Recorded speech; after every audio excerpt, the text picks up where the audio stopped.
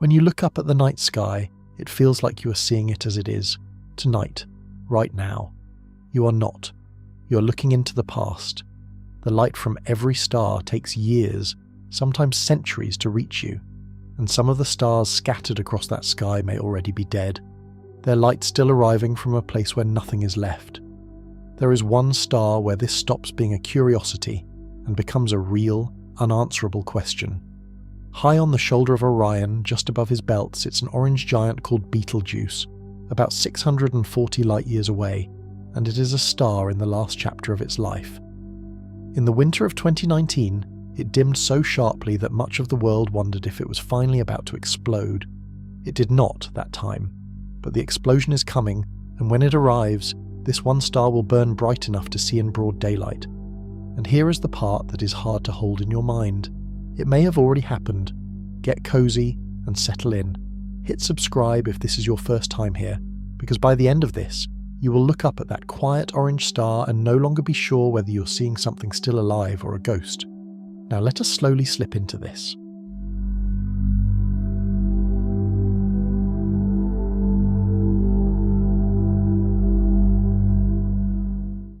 Part 1. The Ember on the Shoulder of Orion. There is a star you can find tonight that may not exist anymore. You do not need a telescope to see it, and you do not need to know anything about physics to feel that something is strange about it. You only need a clear evening, a patch of sky away from the worst of the city lights, and a little patience while your eyes adjust to the dark. When they do, one of the easiest shapes in the whole sky will arrange itself in front of you, and hanging on the shoulder of that shape will be a single point of orange fire that has been quietly dying for longer than there have been human beings to look at it. Step outside and let your gaze drift until you find 3 bright stars in a short, straight row. That row is one of the most recognizable patterns anyone has ever traced in the night, the belt of Orion the Hunter. Once you have the belt, the rest of the figure falls into place around it. Below the belt hangs a fainter line of stars that old star maps drew as a sword.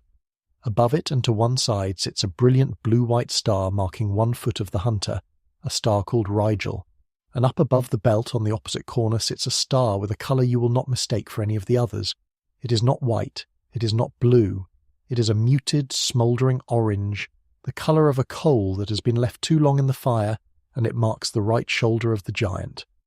That orange ember is our subject tonight. Its name is Betelgeuse. You may know the name already, even if you have never looked for the star, because it sounds almost exactly like the title of an old film about a mischievous ghost. The resemblance is not an accident of spelling so much as an accident of history. The name Betelgeuse comes down to us from Arabic, from a phrase usually translated as the hand of the giant, or in some readings the armpit of the giant in question being Orion himself. Astronomers also give the star a more formal designation, Alpha Orionis, which by tradition should mark the brightest star in the constellation. Betelgeuse is not actually the brightest star in Orion.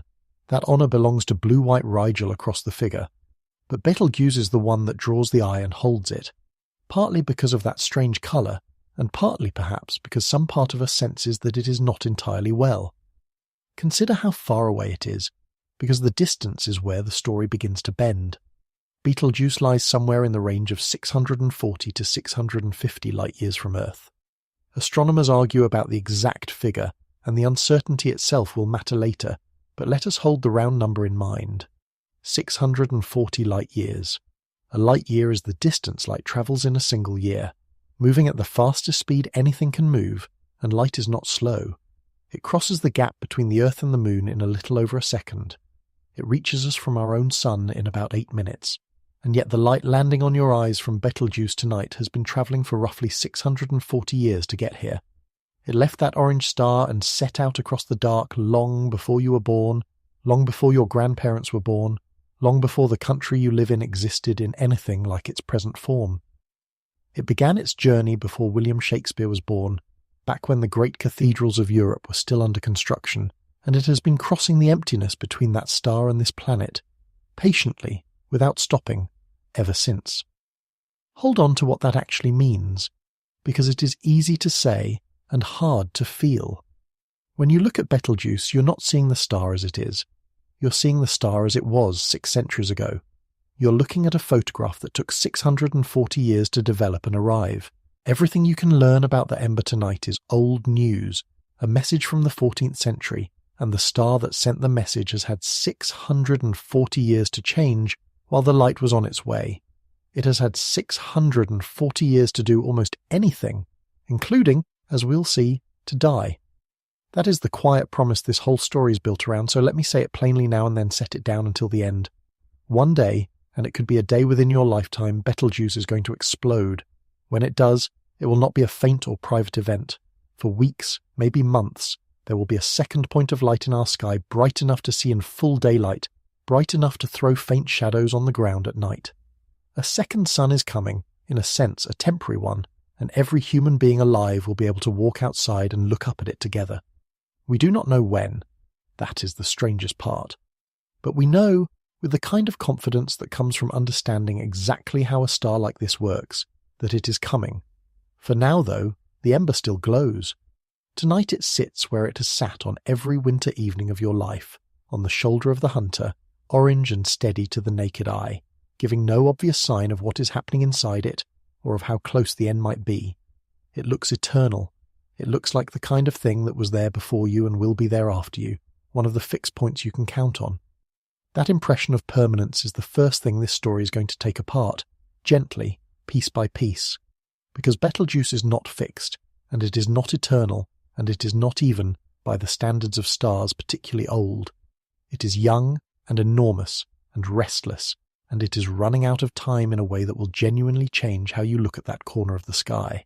It helps to know just how prominent this star really is, because its fame is not an accident. Betelgeuse ranks as roughly the 10th brightest star in the entire night sky, and for most people living in the northern half of the world, it sits even higher on the list, around the 7th brightest star they can ever see. It is not a faint object you have to hunt for. It is one of the anchor lights of the winter sky, a star so bright and so distinctly coloured that people who know nothing about astronomy still recognise it, still feel that particular corner of Orion, even if they could not name what they are looking at.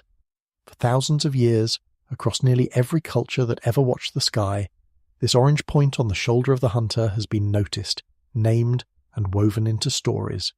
It is one of humanity's oldest companions overhead. The name it carries today, the one that has stuck across the centuries, comes to us worn smooth by a long journey through languages.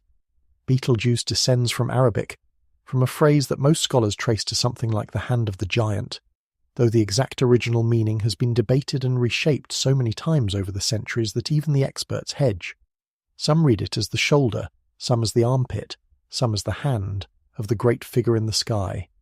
What is certain is that the star has been tied, in the human imagination, to the body of a giant for a very long time, and that its modern spelling is close enough to a certain famous film about a troublesome ghost that most people, hearing the name for the first time, cannot help but make the connection. The star came first by many centuries. The joke of the name is a recent arrival, riding on something ancient. There is one more thing to sit with before we go on, because it is the thing that makes this star different from almost anything else you will ever look at. When you look at a candle across a room, you are seeing it more or less as it is right now, because the light crosses the room in a fraction of an instant. When you look at the moon, you're seeing it as it was a little over a second ago. When you look at the sun, you are seeing it as it was about 8 minutes ago.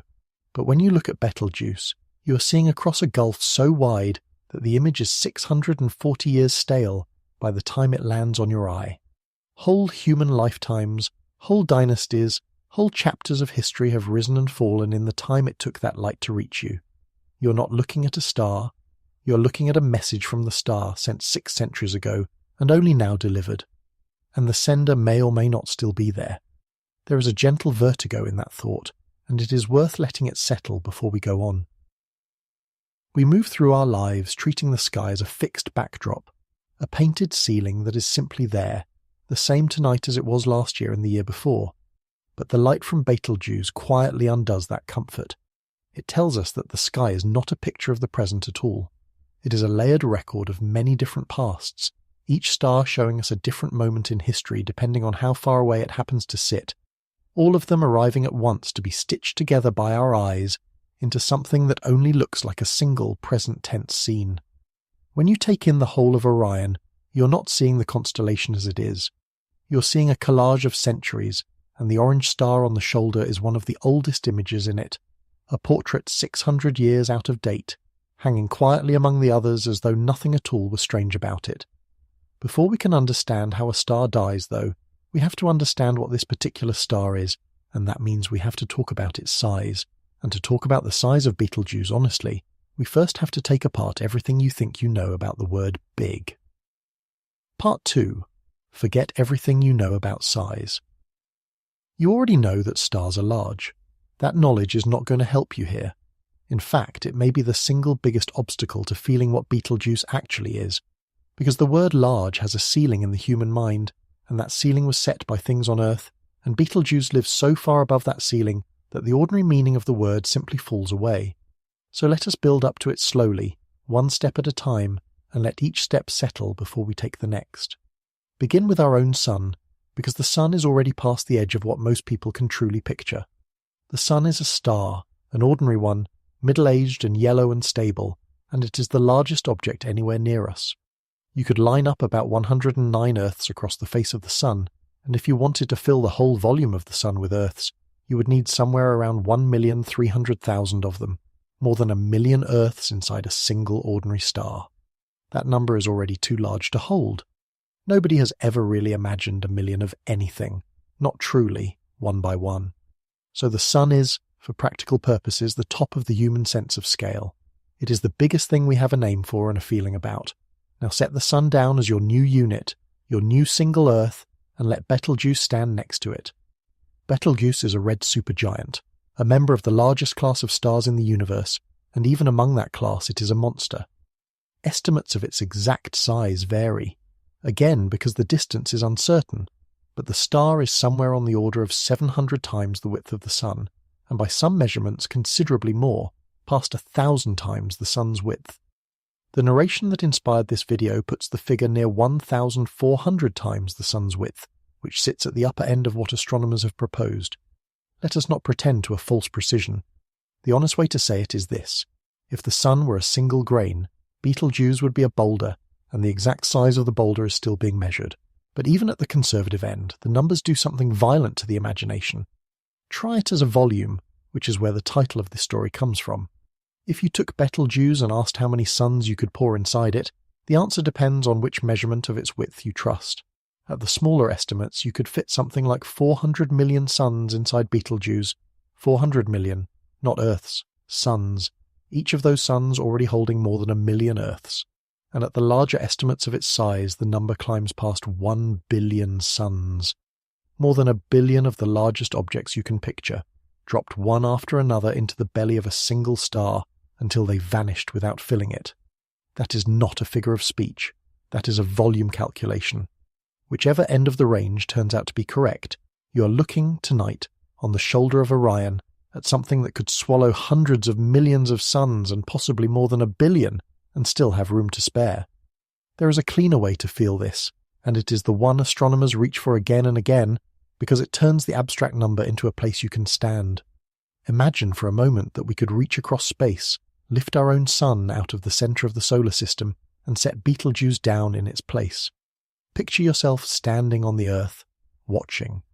The sun that once sat 93 million miles away, small enough to cover with your thumb, is gone, and in its place a wall of dim red light begins to rise, and it does not stop rising. Its surface swallows the orbit of Mercury first, the little scorched planet closest in, gone in an instant beneath the red. Then it reaches the orbit of Venus, and Venus is gone. Then it reaches the orbit of the Earth, the very ground you're standing on, and the Earth is inside the star, and it does not stop there. The surface pushes on past the orbit of Mars, out into the wide gap beyond, and keeps going, swelling through the asteroid belt, until its outer edge is reaching toward the orbit of Jupiter itself. Everything you think of as the inner solar system, every world you have ever seen in a diagram of the planets in order, would be inside Betelgeuse, buried beneath its surface, with the star's edge still straining outward toward the giant planets beyond.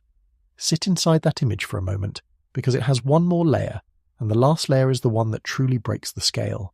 Light, the fastest thing there is, the thing that crosses from the sun to the Earth in 8 minutes, would take hours simply to travel from one side of Betelgeuse to the other. Not seconds. Hours! If you stood on one edge of that star and flashed a beam of light toward the far side, you could fall asleep and wake up before it arrived. A single star so wide that light itself needs the better part of a day to cross it. That is the object hanging on the hunter's shoulder. That is the Ember. Stay standing where the sun used to be for one more moment, because there is a detail that makes the image stranger than mere size. The red surface rising around you is not a solid wall, and it is not even a definite edge. Betelgeuse is so enormous and so swollen that its outer layers are stretched impossibly thin, thinner in places than the air you breathe, thinner even than many of the vacuums we can make in a laboratory on Earth. If you could somehow travel out to its surface, you would not find a hard shell to stand on. You would find a glowing, tenuous fog, so diffuse that you could pass into it without quite knowing where the star began, and yet so enormous in its extent that this ghostly outer body takes up a volume that could hold our entire solar system many times over. It is a strange kind of giant, immense beyond reckoning, and at the same time barely there. A mountain of light so loosely held that it is closer to a coloured mist than to a ball of fire. There is a scale model astronomers sometimes use that helps this land, and it is worth walking through slowly. Shrink the sun down to the size of a single grain of sand, small enough to balance on your fingertip. At that scale, the Earth would be a speck of dust orbiting a few inches away, almost too small to see. And Betelgeuse, at that same scale, with the sun as a grain of sand, would be a sphere somewhere between the size of a large beach ball and, by the more generous estimates, a small car, a grain of sand and a beach ball. That is the ratio between our star and this one. Now remember that the grain of sand, the sun, already contains more than 1 million Earths, and you begin to sense how the numbers stack on top of one another, each one already past imagining, and Betelgeuse sitting on top of the whole tottering pile. The part that undoes people most reliably, though, is the light. We said it takes hours for light to cross Betelgeuse, and that phrase slides by easily, so let us make it real. Light is the fastest thing that exists. Nothing in the universe can outrun it. It circles the entire Earth more than 7 times in a single second. It makes the trip from the Sun to the Earth across 93 million miles in about 8 minutes, and that same light set loose at one edge of Betelgeuse and aimed at the other side would still be travelling hours later. You could set the beam going, and in the time it took to cross that single star, you could eat a meal, take a long walk and return, and the light would still be in transit, still crossing the belly of the giant, not yet arrived at the far side. 1 star. Hours for light itself to cross it. Hold that, and the word big quietly gives up and walks away, because it was never the right word for this. And here is where the wonder curdles into something more serious, because a star this large is not a triumph. It is a warning.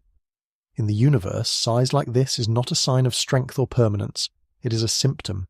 The very quality that makes Betelgeuse so overwhelming to look at, its enormous swollen body, is the outward sign of a star that has already used up the best years of its life and is beginning to come apart. To understand why, we have to leave the question of how big Betelgeuse is and ask a stranger question instead. We have to ask how old it is, and the answer is going to feel like a contradiction, because this enormous dying giant is, by the standards of stars, barely more than a child. Part 3. The Family of the Doomed.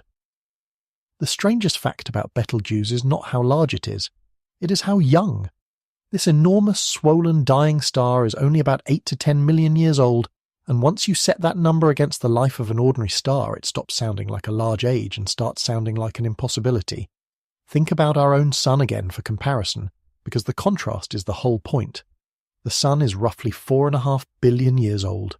It formed alongside the Earth, and it has been shining steadily, calmly, without drama for all of that time, and it is only now about halfway through its life. The Sun has another 5 billion years or so ahead of it, before it runs into any serious trouble. Its total lifespan, from birth to the end of its useful life, is something like 10 billion years. 10 billion. Now hold that beside Betelgeuse, which has existed for only 8 to 10 million years, a figure roughly 1,000 times smaller, and which is not halfway through its life but very nearly at the end of it. If the Sun were a person in comfortable middle age, Betelgeuse would be a small child who is already, somehow, dying of old age. That is the contradiction, and resolving it tells you almost everything about what kind of star this is. The resolution comes down to a single cruel bargain that every star makes when it is born, a bargain about mass. When a star forms, it forms with a certain amount of material, and that amount decides nearly everything about how its life will go. A star like the Sun formed with a modest amount of mass, and so it burns its fuel gently, sipping at it, which is why it can keep shining for 10 billion years. Betelgeuse formed with far more material, somewhere around 16 to 20 times the mass of the Sun, and you might think that a larger fuel tank would mean a longer life. The opposite is true, and the reason is one of the most important and least intuitive facts in all of stellar physics. The more massive a star is, the hotter and more furiously its core must burn simply to hold itself up against its own tremendous gravity. A heavy star does not sip its fuel. It devours it, blazing thousands of times brighter than the Sun, and in doing so it races through its entire supply in a few million years rather than a few billion. Mass buys brilliance, and it pays for that brilliance with time. The brightest stars are always the shortest lived. Betelgeuse is spending everything it has at a reckless rate, and it is nearly broke. There is a second twist here, because Betelgeuse did not always look the way it looks now. When it was born, out of a collapsing cloud of gas and dust, it was not a swollen red giant at all. It was a hot, brilliant blue-white star, fierce and compact, burning hydrogen in its core the way the Sun burns hydrogen today, only far more violently. For most of its short life, that is what Betelgeuse was, a blue furnace. The orange colour you see tonight is a recent development, cosmically speaking, and it is a symptom of the trouble that has begun. When the star finished burning the hydrogen in its core, the core began to contract and heat, and the outer layers of the star responded by swelling outward and cooling as they expanded. A cooling surface glows redder, the way a poker pulled from a fire glows red rather than white as it loses heat. So the star ballooned into the enormous red supergiant we see, and the red we see is the colour of a surface that has been stretched thin and allowed to cool. The blue star it used to be is gone. What hangs on the shoulder of Orion is the swollen, reddened final form of that star, the shape a massive star takes when it is running out of the fuel that once held it together. This is why astronomers call red supergiants the most doomed family of stars in the universe. They are the largest, and they are the brightest, and precisely because of those two things, they are the shortest lived and the closest to a violent end. A red supergiant is not a stage a star settles into for a long, comfortable retirement. It is the final chapter, the swelling that comes just before the fall, and Betelgeuse is the nearest example of that chapter to Earth, the closest red supergiant we have, which makes it the nearest star to us that is destined to end not with a quiet fade but with an explosion. There is something almost tender in this, if you let yourself feel it, and it is worth pausing on before we go further into the physics. We tend to imagine the stars as the most permanent things there are, the very definition of steady and eternal, the fixed lights our ancestors navigated by. And here is one of the brightest of them, a star people have watched and named and told stories about for thousands of years, and it turns out to be a young thing already dying, a child that burned too hot and spent itself too fast. It is not going gently. Even now, it does not sit still. Astronomers watching Betelgeuse closely see a star that seems to breathe, its surface swelling and shrinking, its brightness rising and falling, its whole enormous body trembling and flickering in ways that a calm, healthy star like the Sun never does. Something is wrong with it, in the way that something is wrong with any living thing near the end. It is restless, it is unsettled, and the restlessness, as we are about to see, is coming from a countdown that has already begun in a place we can never directly see, at the very centre of the star, where a poison has started to gather. Let the bargain of mass sink in a little further, because it reaches beyond Betelgeuse and touches something about the nature of brilliance itself. The rule is almost poetic in its cruelty. A star's brightness and a star's lifespan pull in opposite directions, and mass is the lever that sets them both. Pour in more mass, and the star blazes far brighter, sometimes tens of thousands of times brighter than the Sun, a beacon that could be seen across enormous stretches of the galaxy. But that same mass forces the core to burn hotter and faster to hold itself up, and so the fuel that should have lasted billions of years is gone in a few million. The most dazzling stars are always the ones racing fastest toward their own ends. It is the fireflies and the fireworks of the cosmos. The gentle, modest stars, the ones like our sun, are the ones that get to live long, quiet, uneventful lives. The spectacular ones burn out young. Betelgeuse chose spectacle, or rather the amount of gas it happened to form from chose it, and the bill for that spectacle is now very nearly due. There is a tenderness worth dwelling on in the specific image of a giant that is young and dying at once, because it inverts something we assume without noticing. We tend to link size with permanence and age with decline. Big things feel old and lasting. Small things feel new and fragile. Betelgeuse breaks that link completely. It is enormous, and it is young, and it is dying, all three at once, and the reason is that its very hugeness is the symptom of its dying. The swelling into a red giant, the immense body we admire, is not the star in its prime. It is the star already past its prime, already in the process of coming undone, its outer layers ballooning outward precisely because the core beneath them has begun to fail. When you look at that great orange light and feel its grandeur, you are feeling the grandeur of a thing in the act of falling apart. The size is the wound, and the wound shows if you watch closely enough. A healthy star like the sun holds a steady, almost featureless face. Betelgeuse does not. Its surface churns with enormous cells of rising and falling gas, single convection cells so large that one of them could swallow the orbit of the Earth, boiling up from within, cooling and sinking back, the whole face of the star roiling like the top of a pot left too long on the stove. Its brightness wanders, its shape is not even perfectly round. It is a restless, unsettled, visibly troubled thing, and the trouble, as we're about to see, comes from far below the churning surface, from the one place its light can never reach and our telescopes can never see. To understand that countdown, and to understand why this particular star has no future, we have to go inside it. We have to leave the glowing red surface behind and travel down, layer by layer, toward the core, and we have to talk about the one substance in the universe that means certain death for a giant star. We have to talk about iron. Part 4. The poison at the core. Everything a star does, its light, its heat, its very ability to hold itself together, comes from a single ongoing act at its centre.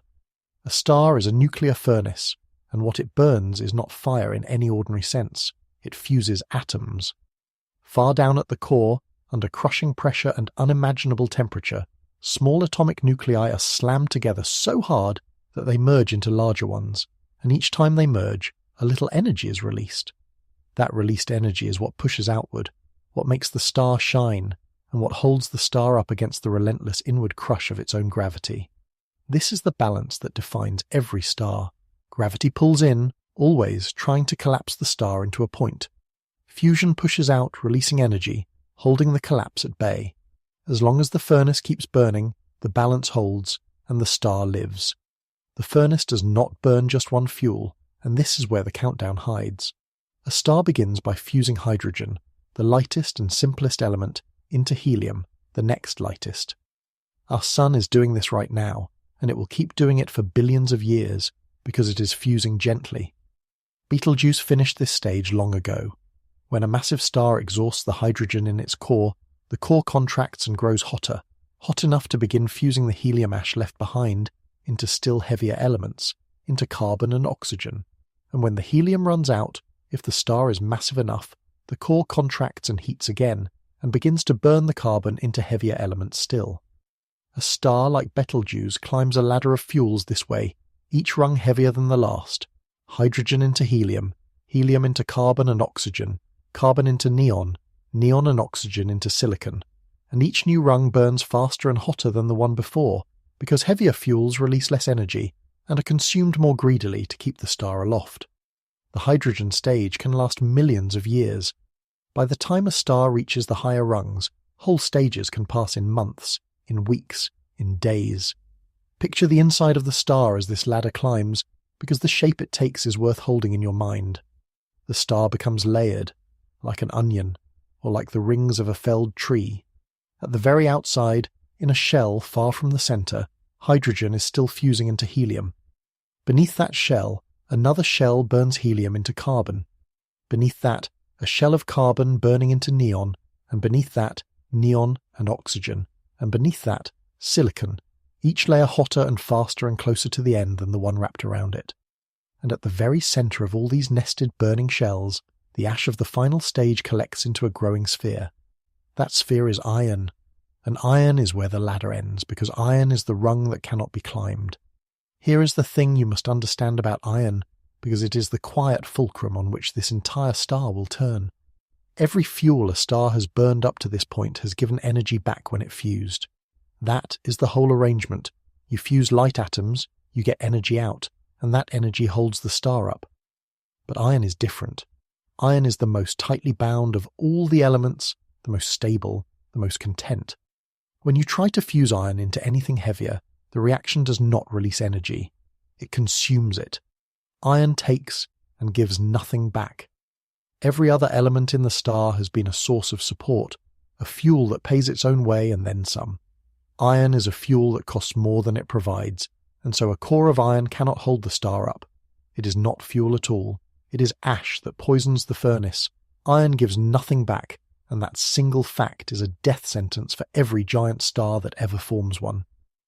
Let the situation inside Betelgeuse settle into place, because it is quietly one of the most ominous images in nature.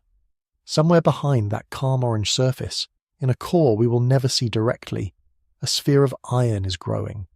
Every day the shells of fusion around it dump more iron ash inward, and the iron core grows heavier, and it cannot burn. It just sits there, accumulating, an inert and swelling center of the one thing that offers no support. The surface of the star, hundreds of times wider than the sun, shows almost nothing of this. From the outside, from 640 light-years away, Betelgeuse looks like a dim red star that occasionally brightens and dims. But inside, the clock is running, and the clock is made of iron.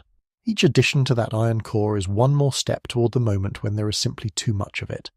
When the poison at the core reaches a critical mass, and the balance that has held the star up for millions of years fails all at once. We do not know exactly how far along this process is, and that uncertainty is going to become the deepest mystery in this whole story. But we have real clues.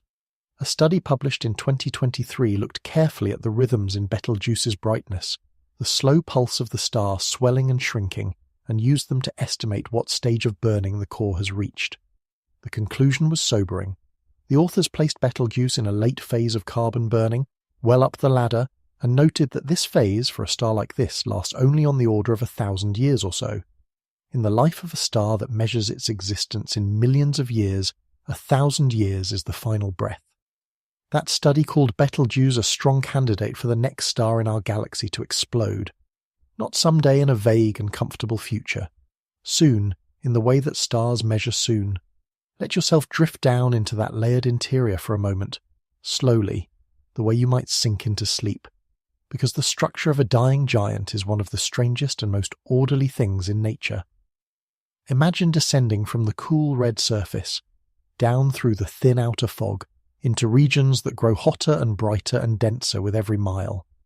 First you pass through the great outer envelope, then you reach a shell where hydrogen is still quietly fusing into helium, a ghost of the star's long-vanished youth. Below that, a shell where helium fuses into carbon and oxygen, hotter and faster.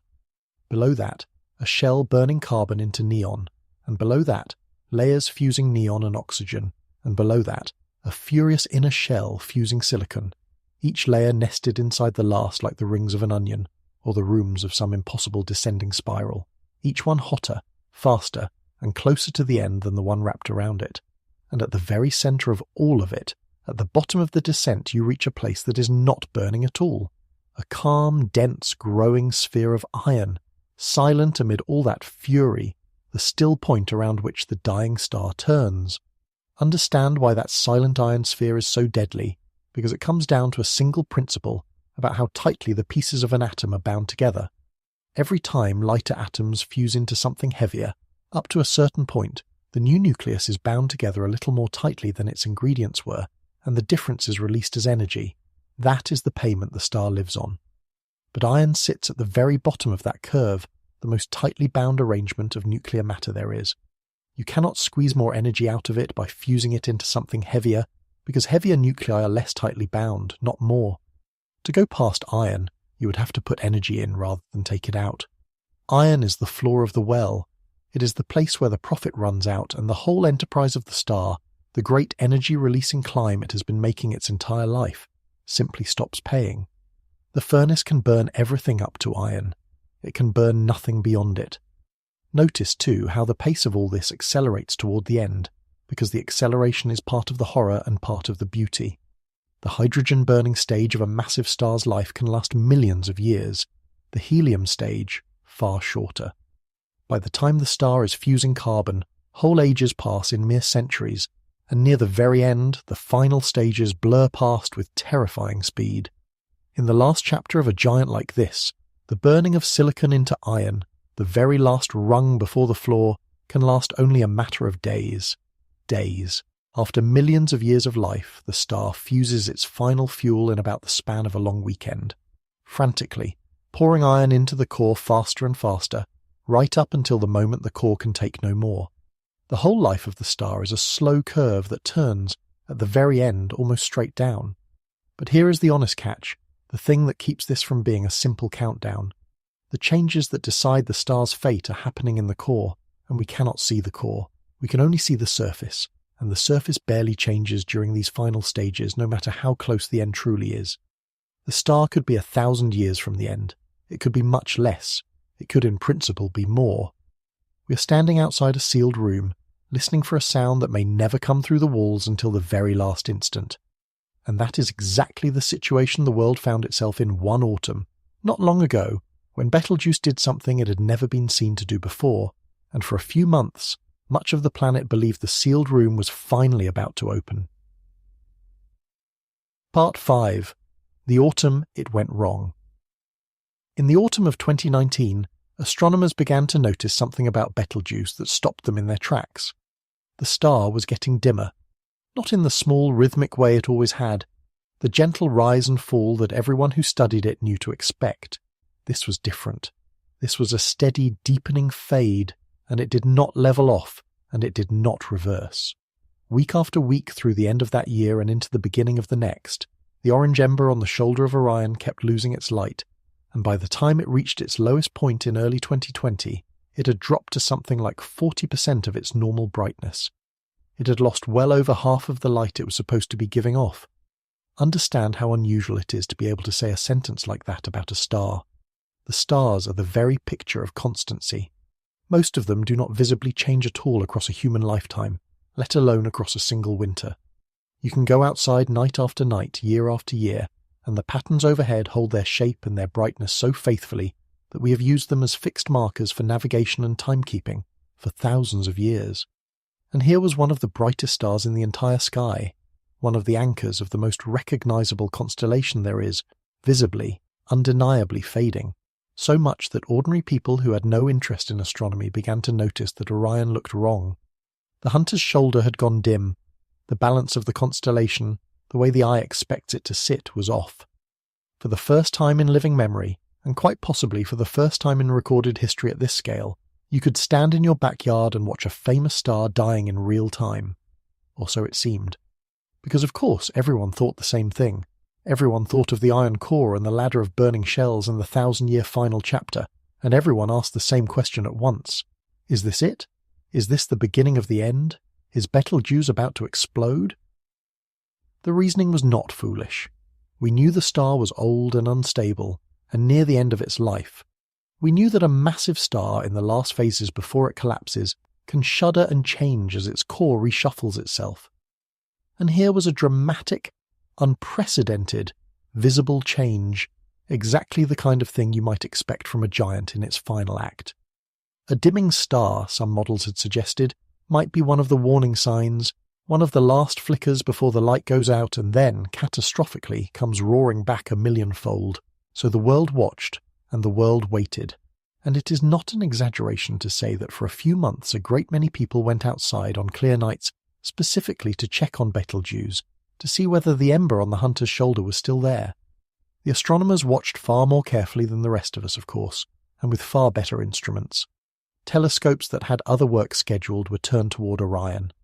Observations that had been planned for other targets were quietly redirected. Papers began to appear, some cautious and some less so, trying to make sense of what was happening. The Great Dimming, as it came to be called, became one of the most closely studied events in the recent history of stellar astronomy because it offered something almost unheard of.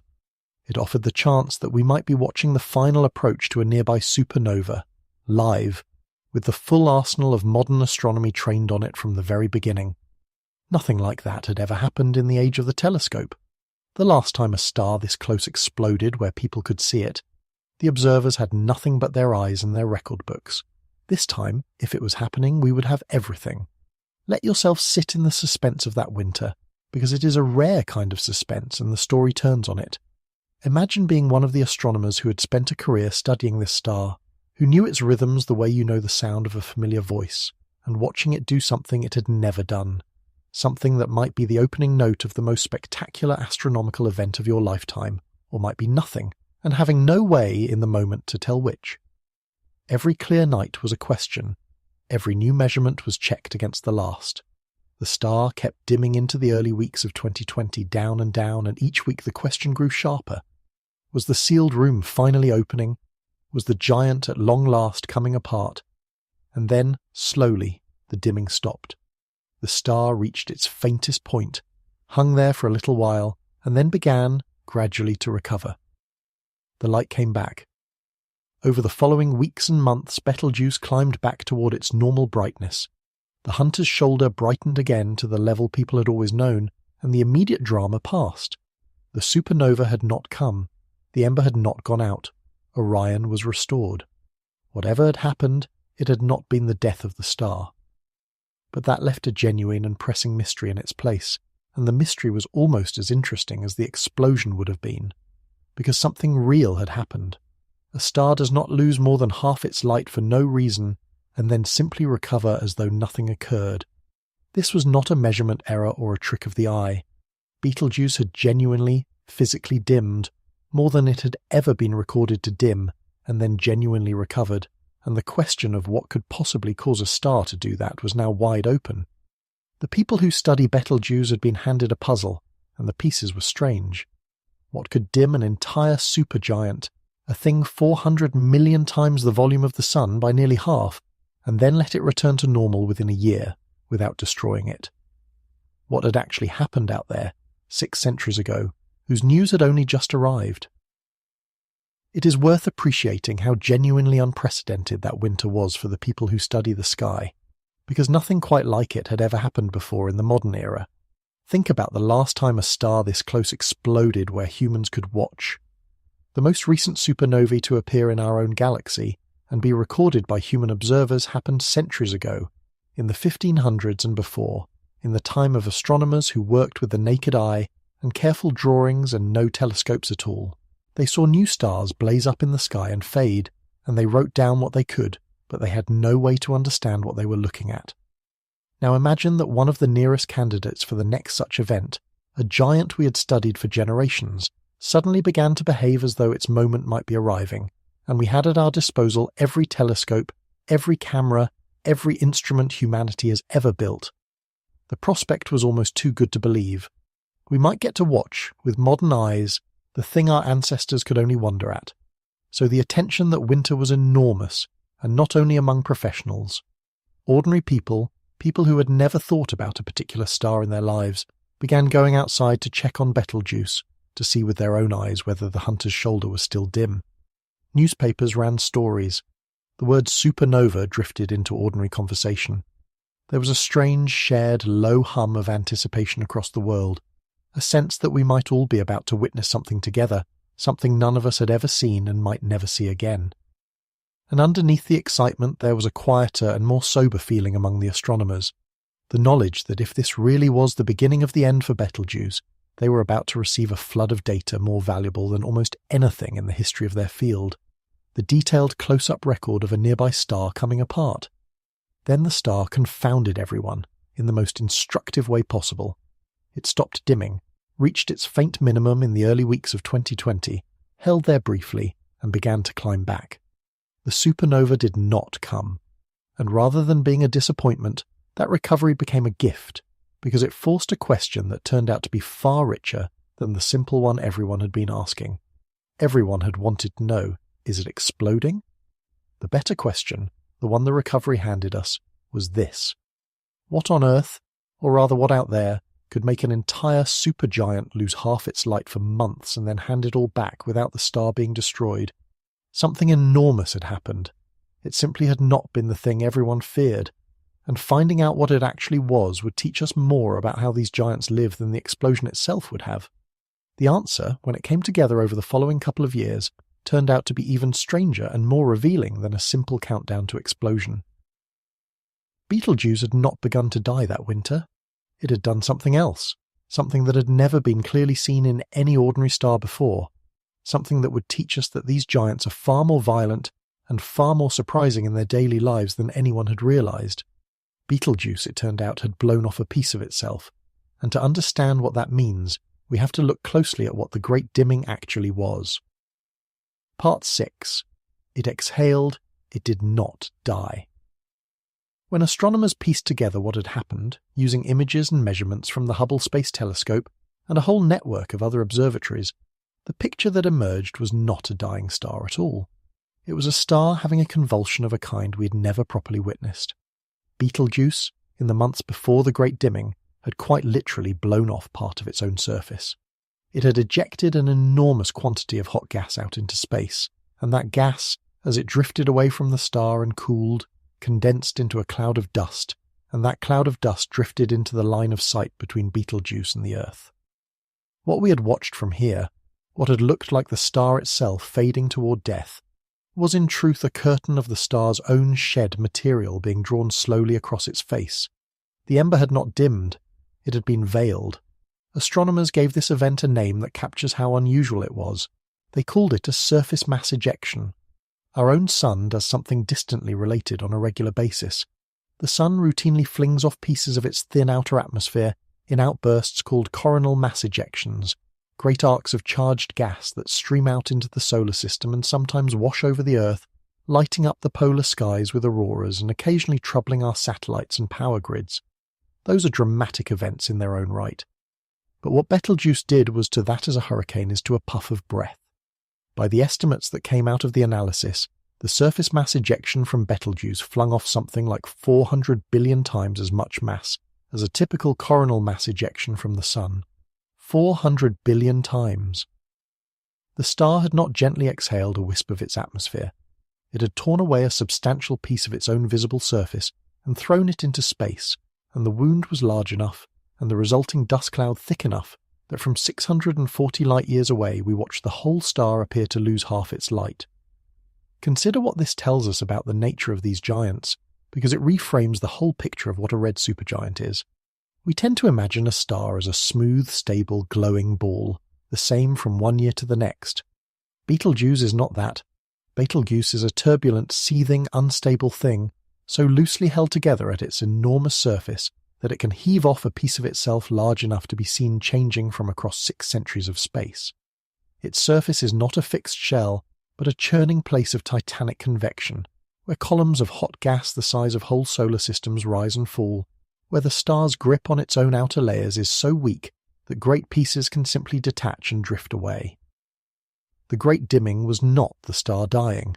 It was the star behaving the way these unstable giants behave, only on a scale and at a moment that happened to point the evidence straight at us. There is a phrase worth holding on to here, because it captures the truth of that winter better than the word dimming ever did. The star did not die. The star shivered. It was a shudder, a convulsion, a heave of its restless body, the kind of thing a giant this close to the end does, as its interior churns and reshuffles and its surface loses and regains its grip. And here is the detail that should keep you leaning forward. The shivering did not stop when the Great Dimming ended. Betelgeuse is still restless, even now. It continues to pulse and flicker and vary, its brightness rising and falling, its surface unsettled, its whole enormous body trembling in ways that the calm and healthy sun never does. Something is still happening inside that star. The Great Dimming was simply the most dramatic and most visible expression of a restlessness that has never gone away, and that restlessness deepened the mystery rather than resolving it, because now astronomers had 2 separate puzzles about the same star. The first was the Great Dimming itself, which the surface mass ejection largely explained. But underneath that dramatic one-time event lay a second, older, quieter puzzle that had been sitting in the data for a very long time, and the renewed attention on Betelgeuse brought it back into focus. Betelgeuse does not vary in a single simple way. It has more than one rhythm. There is a primary pulse, a fairly regular swelling and shrinking of the star that repeats roughly every 400 days, and astronomers had long understood that one. It is the star physically breathing, expanding and contracting the way many red supergiants do. That rhythm made sense, but layered on top of it there was a second, much longer rhythm, one that repeated only about every 2,100 days, which is to say roughly every 6 years, and that one made no sense at all. For decades this longer cycle had defied explanation. Something about Betelgeuse, some slow and patient process, caused its light and even its apparent position and motion to shift on a 6-year beat, and nobody could say what that something was. All sorts of ideas were floated. Perhaps it was some slow, hidden pulsation of the star's interior. Perhaps it was giant convection cells, enormous storms on the surface, turning over on a 6-year schedule. Perhaps it was some form of magnetic activity, a stellar cousin of the 11-year cycle our own sun runs through. Or perhaps, some astronomers began to whisper, growing bolder as the years passed and no other explanation held together, perhaps the 6-year rhythm was not something Betelgeuse was doing to itself at all. Perhaps Betelgeuse was not alone. Dwell for a moment on the sheer violence hidden inside that gentle word, dimming, because what actually happened out there was anything but gentle. A piece of the star's surface, a region large enough to matter on the scale of a body 400 million times the volume of the sun, tore loose and was flung outward. As it travelled away from the star, it cooled, and cooling gas of the right kind condenses into fine grains of dust, the same basic process that forms soot in a flame. So a fresh cloud of dust bloomed in space, drifting outward from the wound, and by chance and geometry, it drifted across the exact line between Betelgeuse and Earth. From here, 6 centuries later, we did not see an explosion or a wound. We saw a shadow. We saw the star's own exhaled material hanging in front of it, like a veil pulled across a lamp, and the veil was thick enough to steal more than half the light. The dimming was not the star growing faint. It was the star being partly hidden by a piece of itself. Consider what that reveals about the true character of these giants, because it overturns the calm picture most of us carry. We imagine a star as a smooth, steady sphere, unchanging from one century to the next. Betelgeuse is nothing so tidy. It is a churning, heaving, barely contained thing, its outer layers so loosely bound by the star's own weakened grip that entire regions can lift off and sail away. The surface is not a fixed skin but a storm, with columns of hot gas larger than planetary orbits rising, cresting and crashing back down, and every so often the storm throws off a piece large enough to change how the whole star looks from light years away. To watch Betelgeuse over years is not to watch a fixed point of light. It is to watch a living, struggling, restless thing, one that occasionally convulses hard enough for us to notice across the entire width of its own 640-year moat of space, and notice that the convulsions did not settle down afterward. Even now, years past the great dimming, Betelgeuse has not returned to being a calm, predictable star. It continues to brighten and fade, to swell and shrink, to flicker in ways that keep the people who watch it leaning forward. The great dimming was the loudest thing it has done in our lifetimes, but it was not a one-time event so much as the most dramatic symptom of a restlessness that runs all the way through the star. And that restlessness carried inside it a second puzzle, older and quieter than the dimming, a puzzle that had been sitting patiently in the records for decades, waiting for someone to solve it. That whisper had actually been around for a very long time, in one form or another, for the better part of a century. The idea that this famous, well-studied, endlessly photographed star might have a hidden companion, a second star orbiting so close that we had never been able to see it in the glare of the giant, was old and stubborn, and, for most of its life, unprovable. The glare of Betelgeuse is simply too overwhelming. Any smaller, fainter star sitting right beside it would be lost in the light, like trying to see a firefly hovering next to a searchlight. For 100 years the companion was a suspicion, a possibility raised to explain the 6-year rhythm and then set aside for lack of proof. And then, in the space of about 2 years, Using a clever trick and one of the largest telescopes in the world, astronomers finally caught it.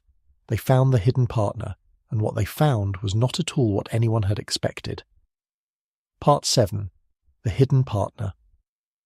The idea that Betelgeuse might have a companion was, for most of its life, exactly the kind of idea that could never be tested. The reasoning behind it was sound enough. That stubborn 6-year rhythm in the star's light and motion looked, to a trained eye, a great deal like the signature of a second body tugging on the giant, orbiting it, circling around on a 6-year path and pulling the larger star this way and that.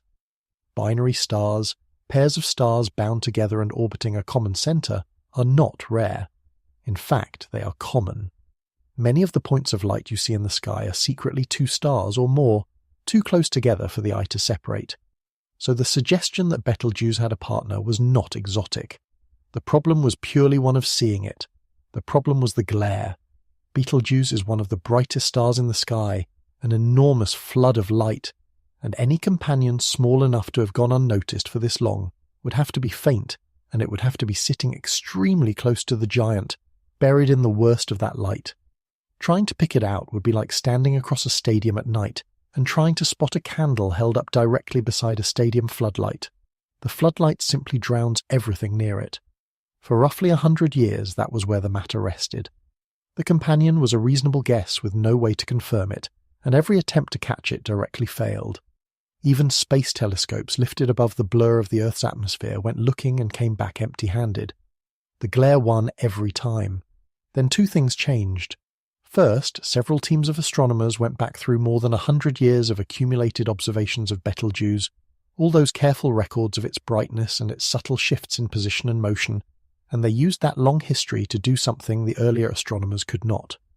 They used it to predict precisely where a companion would have to be and when. If the 6-year rhythm really was a second star on a 6-year orbit, then that star would spend most of its time lost in front of or behind the giant from our point of view, but there would be brief windows, a few months at a time, when it swung out to the side to the greatest separation its orbit allowed and peeked out past the edge of Betelgeuse's glare. The math told them roughly when the next such window would open, and where in the tiny patch of sky around the star to look. It was a narrow target. Miss the window, and you would have to wait about 3 more years for the companion to come around to the other side and reappear. The second thing that changed was a clever piece of technique. A senior scientist at NASA named Steve Howell realized that a particular instrument on a particular telescope had a real chance of doing what space telescopes had failed to do. The telescope was Gemini North, an 8-meter giant perched high on a mountain in Hawaii, one of the largest telescopes in the world. The instrument was a specialized NASA-built camera with a name drawn from Hawaiian, the Alopex Speckle instrument, and it worked on a beautiful principle. The reason stars blur and twinkle when we look at them from the ground is that the Earth's atmosphere is always shifting, bending the incoming light in tiny, rapid, random ways.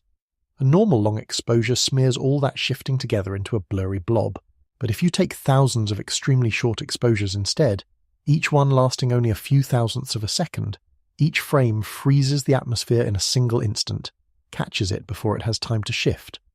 With enough of these frozen frames and careful processing, you can measure the atmosphere's distortion and mathematically strip it away, reconstructing an image far sharper than any single blurred exposure could ever be.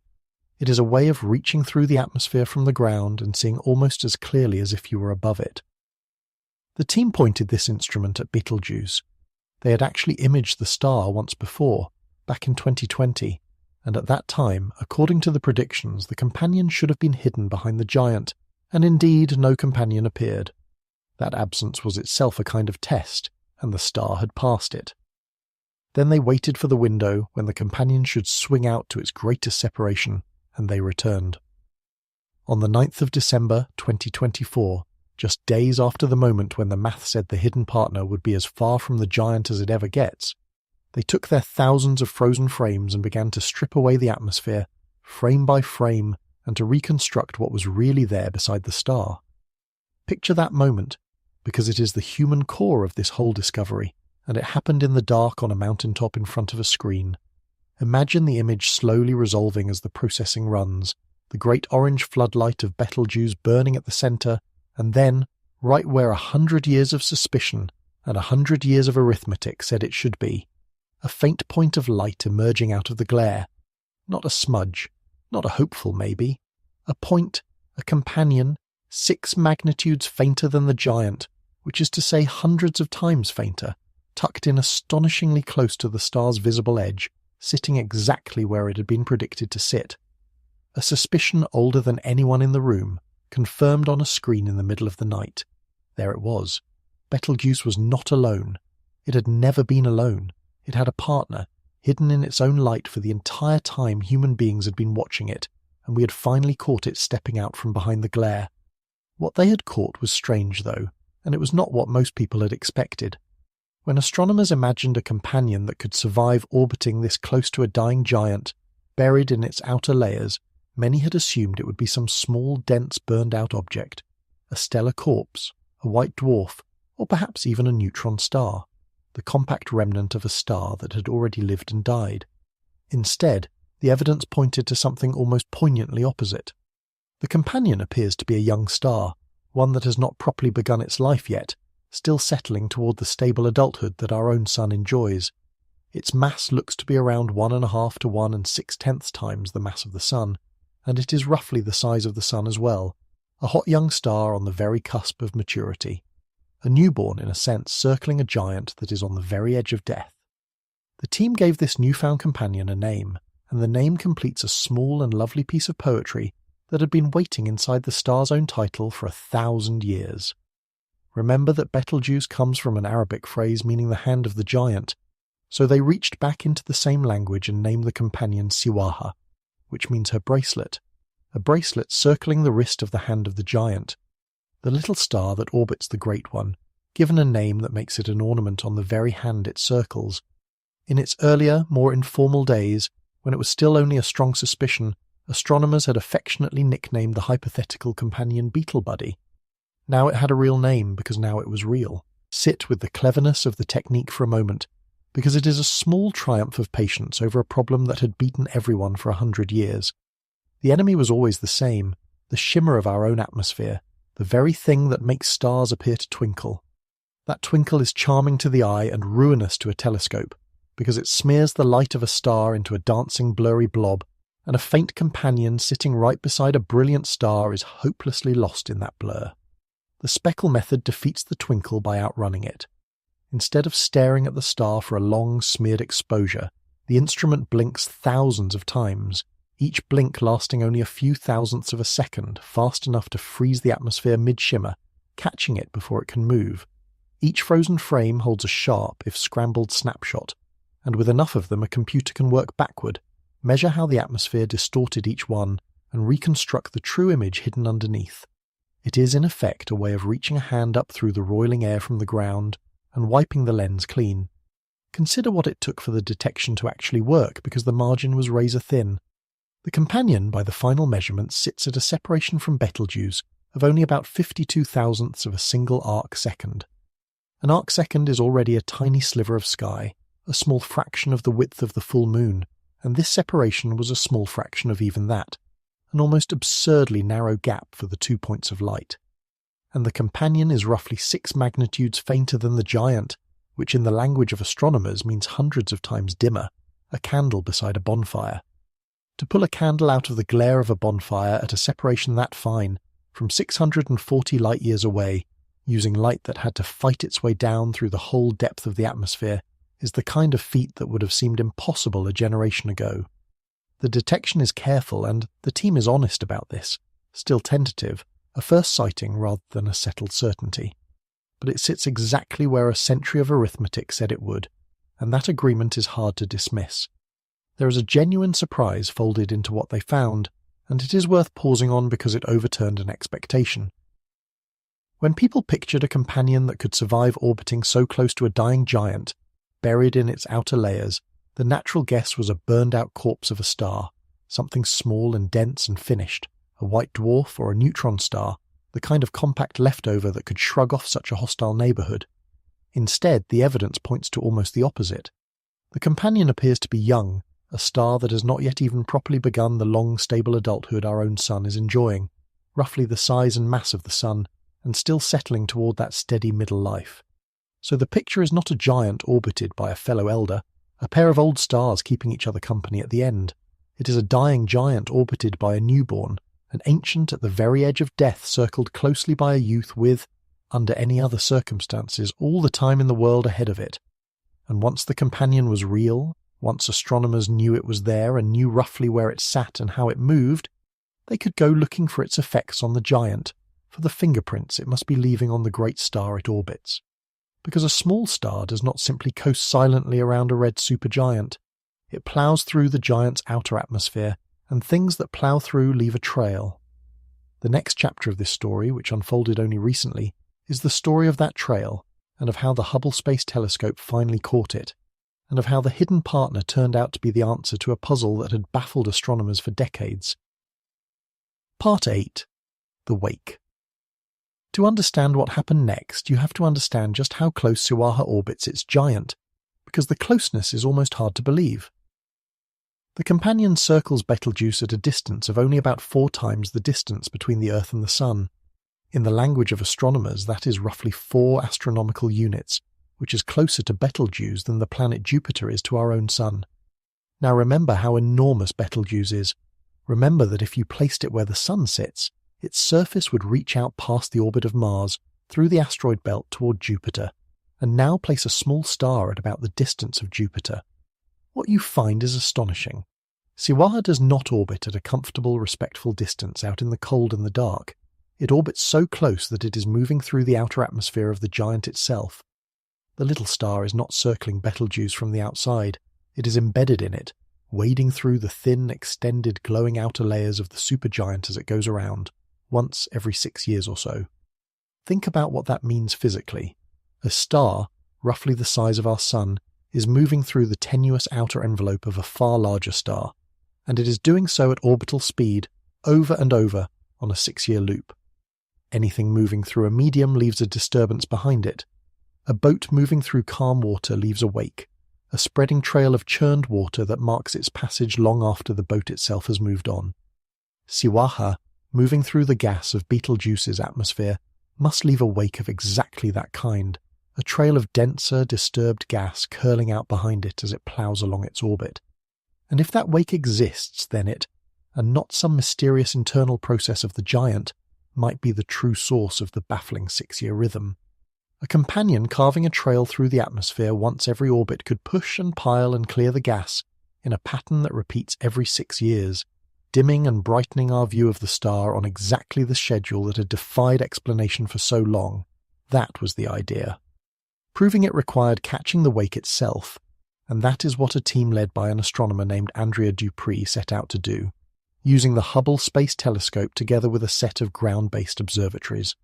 Dupree, it is worth noting, was one of the key people who had earlier untangled the Great Dimming, so this was someone who had been listening at the walls of this particular sealed room for a long time. The team gathered observations spanning nearly 8 years, tracking not just the brightness of Betelgeuse, but the fine detail of its light, the way its spectrum shifted, the way the gases in its atmosphere moved and changed speed and direction over time. They were looking for the signature of a trail of dense gas sweeping through the atmosphere in step with the companion's orbit. They found it. In the early days of 2026, the team announced that they had detected the wake. In the star's light, they could see the fingerprint of a trail of denser gas, revealed in part through the light given off by iron in the atmosphere and through the measured motion of the gas, and crucially, that trail appeared right on schedule, just after the companion crossed in front of the giant, repeating on the same roughly 6-year, 2,100-day beat that had been the mystery all along. The rhythm was solved. The 6-year cycle was not the giant breathing or the giant's magnetism or some unknown internal clock. It was the wake of Siwaha, the trail of disturbed gas the little star drags through the atmosphere of the Great One, sweeping across our line of sight once per orbit. Dupree described it with an image anyone can picture. It is a bit like a boat moving through water, she said. The companion star creates a ripple through the atmosphere of Betelgeuse that we can actually see in the data. For the first time, she said, they were seeing direct signs of this wake, this trail of gas, confirming that Betelgeuse really does have a hidden companion shaping how it looks and how it behaves. Let yourself ride alongside the little star for a moment, because the physical reality of it is stranger and more beautiful than any diagram can convey. Imagine shrinking down and travelling out to Betelgeuse, and instead of stopping at its surface, imagine passing into its enormous, thin, glowing outer atmosphere, a red fog hundreds of times wider than our entire solar system, so diffuse that it is nearly a vacuum and yet so large that it takes up a volume beyond imagining. Now find Siwaha, the young star, moving through that fog. Ride with it. Ahead of you is a dim red haze in every direction, the outer body of the giant glowing softly all around, and behind you, trailing away into the fog, is the wake, a curling ribbon of slightly denser gas that your passage is stirring up, spreading and fading as it falls behind, marking the path you have taken through the body of another star. You're inside a star orbiting its core, and you're leaving footprints in its outer layers, footprints that observers 640 light-years away will one day read as a rhythm in its light. That is what Siwara is doing right now, or rather what it was doing 6 centuries ago, when the light now reaching us set out. It is worth understanding how you detect something as subtle as a trail of gas around a star you cannot even see clearly, because the method is a quiet marvel in its own right. The team did not photograph the wake directly. Instead, they read it in the star's light, the way a doctor reads a heartbeat in a trace on a screen. When you spread starlight out into its component colours, into a spectrum, you find it stamped with the fingerprints of the elements in the star's atmosphere, dark and bright lines at precise colours that betray which elements are present and, crucially, how they are moving. Gas moving toward you shifts its lines slightly toward the blue end. Gas moving away shifts them toward the red. By watching these shifts over time, and watching the lines given off by iron in particular, the team could measure the speed and direction of the gas in Betelgeuse's atmosphere, and track how it changed as the companion swung around on its orbit. They gathered these measurements across nearly 8 years, a patient accumulation, and out of that long record a pattern emerged, a recurring disturbance in the gas that appeared just after the companion passed in front of the giant, right on the same 6-year beat that had baffled everyone for so long. That pattern was the wake, revealed not as a picture but as a rhythm written into the motion of the gas. And once you know it is there, the whole restless history of the star begins to click into place. The mysterious 6-year cycle in the brightness, the subtle wandering of the star's apparent position, the slow beat that no internal process could explain, all of it lines up with the passage of a small star ploughing through the outer atmosphere and dragging a trail of denser gas behind it, a trail that sweeps across our line of sight once per orbit and dims and brightens our view of the giant in a repeating pulse. The lead astronomer described it in the plainest possible terms, a boat moving through water, the companion leaving a ripple in the atmosphere of Betelgeuse that the data could actually show. For the first time, she said, they were seeing direct signs of that wake, and with it, direct evidence that the giant really does carry a hidden partner, shaping how it looks and behaves. Let yourself go all the way out there one more time, and this time do not stop at the surface. Shrink down and pass into the outer body of Betelgeuse itself, into a red fog so thin it is nearly nothing, and so enormous it could swallow our entire solar system. Everything around you glows a soft, dim red in every direction, a light without a clear source, as though you were suspended inside a coal that never quite bursts into flame. Now find the young star moving through it, and fall into step beside it. Ahead of you the fog parts and swirls. Behind you it curls into a long, faint ribbon, slightly denser, slowly spreading, marking the path the two of you have taken through the body of the giant. You are orbiting inside another star. You are leaving a wake in a sun, and that wake, that gentle disturbance in a red fog 640 light-years away, is the very thing that, read as a rhythm in a spectrum by patient astronomers, finally gave up the secret the star had kept for 100 years. The discovery did something wonderful and something unsettling at the same time. The wonderful part is that a mystery decades old was finally solved, and a star we thought we knew intimately turned out to have a hidden life, a partner, a whole slow dance we had never seen. The unsettling part is subtler, and it matters for the question this whole story is circling. Because if the 6-year rhythm was the companion, and if the companion very likely played a role in the great dimming as well, then some of the very changes people had been reading as omens of the star's death, the flickering and the dimming and the restlessness, turn out to have a gentler explanation. They are not necessarily the giant in its death throes. They are in part the ordinary consequence of a little star wading through a big one's atmosphere. That does not make the explosion any less certain. The iron is still gathering in the core, but it does make the timing even harder to read than before, because it means some of the signs we might have used to guess how close the end is are really just the bracelet circling the hand of the giant, and that little bracelet, as it happens, is not safe either. It has a fate of its own, and it may not have long. Part 9. The Doomed Bracelet. There is a price to orbiting inside another star, and Siwaha is paying it. When you move through any medium, even one as thin as the outer atmosphere of a supergiant, you feel resistance. The gas pushes back very gently on everything that passes through it. A little star wading through that red fog, orbit after orbit, century after century, is constantly being tugged at by the material it ploughs through, and that drags slowly, patiently steals energy from its orbit. And a star that loses orbital energy does not drift outward to safety. It sinks inward. It spirals down, closer and closer to the giant, on a long, slow, inevitable descent. This means that the companion we just found is not a permanent feature of Betelgeuse.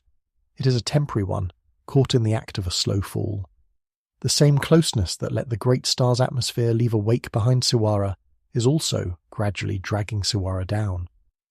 Over time, the little star's orbit is expected to decay, to tighten and shrink, until at last it spirals all the way in and merges with the giant swallowed whole by the star it once circled. The bracelet, in other words, is destined to fall into the hand. And depending on exactly how fast that decay happens, there is a real possibility that Siwara will be consumed by Betelgeuse before Betelgeuse ever gets the chance to explode. The companion may die first, folded into the body of the giant, its material mixing into the outer layers of a star that is itself only a breath away from its own end. Sit with the strange shape of that, because it is one of the most quietly moving facts in this whole story. Here is a young star, one that has barely begun its life, roughly the size and mass of our own sun, a star that under ordinary circumstances would have billions of years ahead of it, the way our sun does, and it happens to have been born beside a monster. It happens to orbit a dying giant, close enough that the giant's own atmosphere is slowly pulling it down. So this young star, which should have had all the time in the world, is instead on a short road to being either swallowed by its giant partner or caught up in the catastrophe when that partner explodes. Two stars, one of them ancient and enormous, and at the very end of a life it burned through too fast, the other young and ordinary and full of unspent time, and they are bound together, and they are going to end together, or very nearly so. A death and a life, entangled, circling each other on the shoulder of Orion. There are, in a sense, two clocks running at once inside this little system, and neither of them favours the companion. The first clock is the one we have followed all along, the iron clock at the centre of the giant, counting down toward the collapse that could come at any time. The second clock is quieter and belongs to the companion alone, the slow drain of its orbit as friction with the giant's atmosphere steals its energy and drags it inward. Both clocks are running toward endings, and the companion loses no matter which one strikes first. If the giant's iron clock runs out first, Betelgeuse explodes, and the small star is caught in the fury of a supernova at point-blank range, its atmosphere stripped, its orbit shattered, its future erased in an instant. If the companion's orbital clock runs out first, it spirals all the way in and is swallowed by the giant, folded into the body of the very star it has circled for so long. Either way, the bracelet does not outlive the hand. Either way, this young star, which should have had billions of years of quiet life ahead of it, is bound to the fate of a dying monster it simply happened to be born beside. There is something in that arrangement that feels almost like a story someone might have written, though of course no one did, and the universe owes us no meaning. A young thing full of unspent time, chained by nothing but the accident of its birthplace to an ancient thing at the very end of its life, and doomed to share that ending. We found it only because we happened to develop the right telescope at the right moment, and we found it already falling, already caught in the current that will carry it down. In a way, the discovery of the companion made Betelgeuse lonelier rather than less lonely, because now we know there is something small and warm circling in that red glow, something with a fate of its own, something that will be lost when the giant goes. The star we thought was solitary turns out to have company, and the company turns out to be as doomed as the giant itself. And yet none of this changes the fundamental fact about the giant, the fact this whole story has circled from the beginning. Whatever happens to Siwara, whether it merges or is destroyed, Betelgeuse itself is on a fixed and unalterable path. The companion is a fascinating passenger, a newly discovered detail, a solved mystery and a poignant one. But it is not the reason the giant will die, and it cannot save it. The iron is still gathering at the core, the clock we cannot see is still ticking down, and when it finally reaches its limit, none of the companion story will matter to the physics of what follows, because what follows is dictated entirely by that growing sphere of iron and the gravity waiting patiently around it. For now, we can still watch the dance, though only in narrow windows, because Siwara spends most of each orbit either in front of the giant or behind it. From our point of view, buried in the glare, there are only brief stretches when it swings out far enough to the side to be seen. Right now, from Earth's vantage point, the companion is hidden, tucked away behind the overwhelming light of Betelgeuse. But the astronomers who found it already know when the next good window will open. The little star will swing back out to its greatest separation, its best moment for observation, around late November of 2027. On roughly the 26th of that month, the bracelet will step out from behind the hand once more, and telescopes around the world will be waiting for it, ready to learn more about this improbable young companion before its slow fall carries it back into the light, and eventually all the way down. There is something almost unbearably human in the timing of all this, in the fact that we found Siwara at all. Consider how narrow the window of discovery really was. For 100 years the companion was only a suspicion, unprovable, lost in the glare. It took a specific telescope, a specific instrument, a specific clever technique, and a specific few-month window in the orbit, all lining up at once, for us to finally catch it. And we caught it during what is, in the life of these two stars, essentially the last possible moment, near the very end of the giant's life, with the companion already on its slow spiral inward. We found the bracelet just in time to watch it be lost. A few million years earlier, and there would have been no instruments to see it. A while longer, and it may be gone, merged into the giant or scattered by the explosion. We are living in the brief overlap when both the technology to see it and the companion itself happen to exist at the same time. Think about how narrowly we managed to see any of this at all, because the timing of the discovery is almost unbearably lucky. For 100 years the companion was only a suspicion, unprovable, drowned in glare. Catching it required a very specific telescope, a very specific instrument, a very specific clever technique, and a very specific few-month window when the little star swung out far enough from the giant to be glimpsed at the edge of the light. All of those things had to line up at once, and they lined up near the very end of the giant's life, with the companion already sinking on its slow spiral inward, already partway through its long fall. A few million years earlier in the story, and there would have been no telescopes on Earth, no human eyes at all to catch it. A while longer, and the companion may be gone, either swallowed by the giant or scattered when the giant dies. We happen to be alive during the brief overlap when both the instruments capable of seeing the bracelet and the bracelet itself exist at the same moment. Miss that overlap in either direction, and the whole hidden dance would have gone forever unseen. There is a quiet lesson in that, the kind this channel likes to sit with rather than rush past. So much of what we know about the universe depends not just on the universe being a certain way, but on us happening to look at the right moment, with the right tools, from the right place. The companion of Betelgeuse was there the whole time, circling patiently in the glare, leaving its wake in the red fog, tugging the giant into a 6-year rhythm we could measure but not explain. It took 100 years of watching, and a lucky alignment of orbit and technology, for the thing to finally step out of the light and let itself be seen.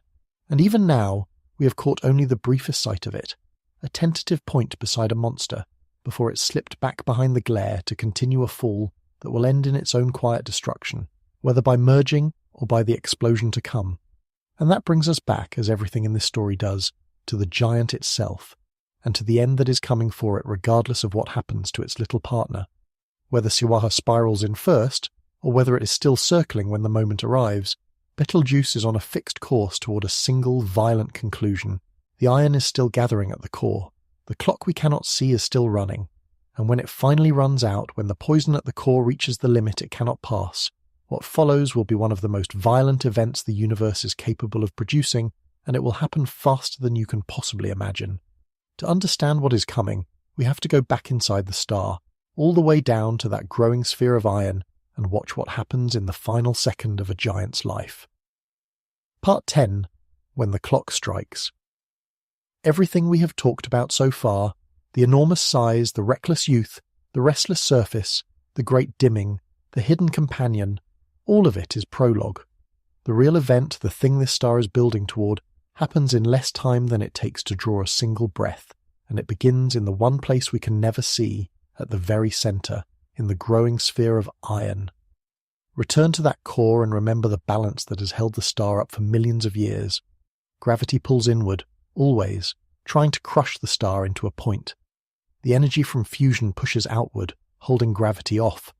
For the entire life of the star, that outward push has won, or at least fought to a standstill, because there has always been another fuel to burn, another rung of the ladder to climb, another source of energy to hold the line. But the iron core changes the game completely, because iron will not burn. Iron gives nothing back. As the shells around the core keep fusing and keep dumping iron ash inward, that dead central sphere grows heavier and heavier, and it produces no energy of its own to support its own weight. It is held up only by the sheer stubbornness of its packed particles, a kind of quantum pressure that can resist gravity up to a point, but only up to a point. That point has a value, one of the most important numbers in astrophysics. When the iron core grows to about 1 4/10 times the mass of our entire Sun, all of it packed into a ball smaller than the Earth, it reaches a threshold beyond which that quantum pressure can no longer hold. There is no more margin, there is no more fuel, there is nothing left to push back, and gravity, which has been waiting with perfect patience for millions of years, finally, completely, wins. What happens next happens in less than 1 second. Let that sink in before we describe it, because after millions of years of slow burning, the ending arrives in a fraction of a single second. When the iron core crosses that threshold, it collapses. The centre of the star, an object larger than the Earth, falls inward on itself and is crushed down to the size of a city, perhaps a dozen miles across in a heartbeat. The matter is squeezed to a density beyond anything in ordinary experience, so dense that the very atoms are crushed out of existence, their electrons and protons forced together into neutrons, packing the core into something like a single, enormous atomic nucleus the size of a mountain range. The collapse is so sudden and so total that the outer parts of the star, which had been resting on the core, are suddenly resting on nothing, and they begin to fall inward too, plummeting toward the centre at a substantial fraction of the speed of light. Then comes the rebound, and the rebound is the explosion. The collapsing core, crushed down into that city-sized ball of neutrons, reaches a hardness it cannot exceed, and it stops falling with terrific abruptness, and it recoils. At the same moment, the collapse releases an almost incomprehensible flood of tiny particles called neutrinos, a burst so enormous that for a few seconds this single dying star pours out more of them than all the ordinary stars in the observable universe combined. The infalling outer layers slam into the rebounding core and are met by that outrushing energy, and the whole outer body of the star is blown apart, hurled outward in a shock wave that tears through the layers and out into space at a fraction of the speed of light. This is a supernova. Specifically for a massive star dying this way, it is called a core collapse supernova, and it is among the most violent single events the universe knows how to produce. Consider the energy of it, because the numbers refuse to stay still in the mind. In that one instant of collapse and rebound, Betelgeuse would release more energy than our Sun will produce in its entire lifetime. Not more than the Sun produces in a year or a century. More than the Sun will produce across all 10 billion years of its existence, from birth to death, released by a single star in a matter of moments.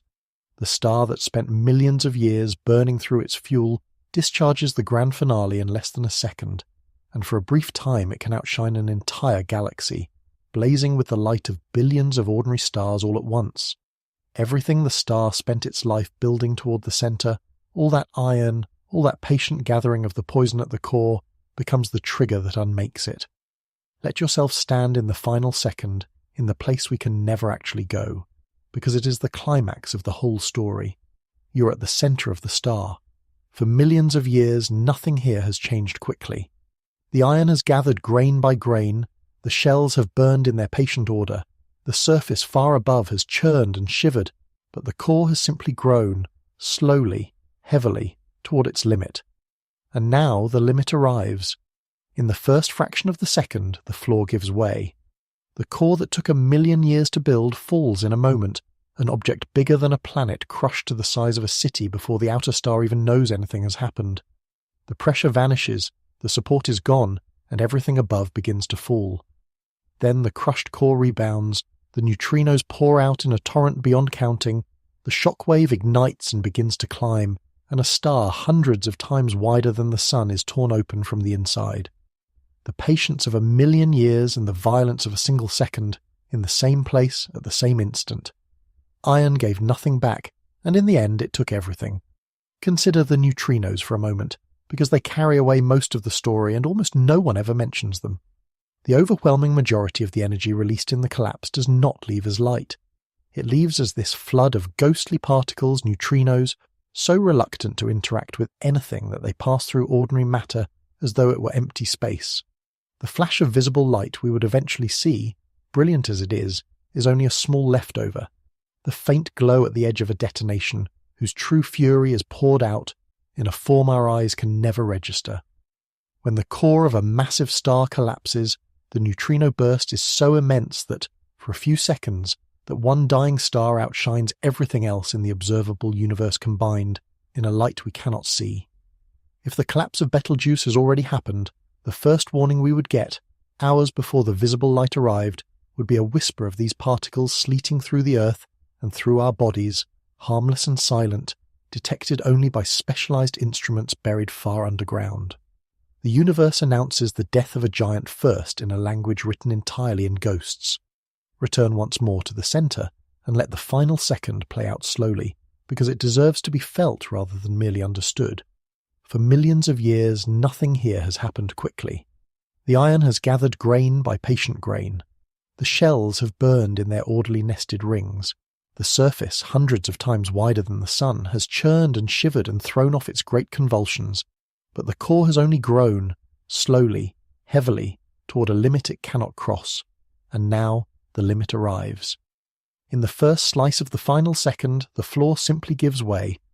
The support that has held for 1,000,000 years vanishes, and the core that took an age to build falls in an instant, an object larger than a planet crushed down to the size of a city before the outer star has any idea that anything has changed.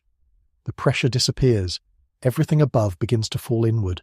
Then the crushed core, packed to a hardness beyond anything in nature, stops falling and rebounds. The neutrinos pour out in their unthinkable torrent, and a shock wave ignites and begins to climb outward through the layered body of the star, tearing it open from the inside. The patience of 1,000,000 years and the violence of a single second, in the same place, at the same instant.